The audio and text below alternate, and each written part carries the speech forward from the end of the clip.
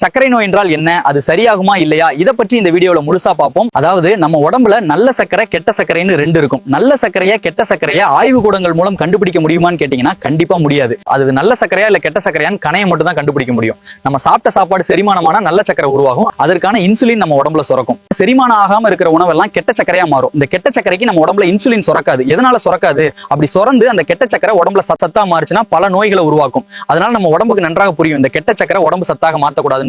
அதனால இந்த கெட்ட சர்க்கரை தான் யூரின் மூலம் நம்ம உடம்பு வெளியேற்றுது.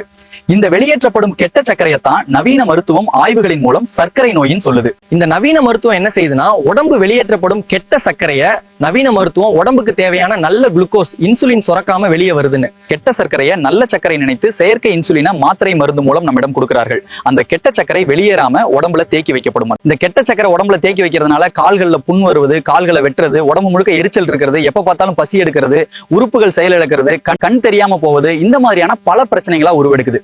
சரி இதை எப்படி சரி பண்றது அப்படின்னு கேட்டீங்கன்னா, நீங்க இதை ரொம்ப போட்டு குழப்பிக்கிற வேண்டிய அவசியம் கிடையாது. ஒரு சாதாரணமான செரிமான குறைபாடுன்னு புரிஞ்சுக்கோங்க. இதை எப்படி சரி பண்ணணும்னா, பசி அறிந்து சாப்பிடணும். அதாவது நமக்கு பசி இருக்கும்போது நம்ம சாப்பிடுற சாப்பாடு சரியா செரிமானமாகும். அந்த செரிமானமான நல்ல குளுக்கோஸ் உடம்பு முழுக்க பாய்ச்சறதுக்கு தேவையான இன்சுலின் நம்ம உடம்புல தானவே சுரக்கும். பசி அறிந்து சாப்பிட்டா சர்க்கரை நோய் தானாவே சரியாகும்.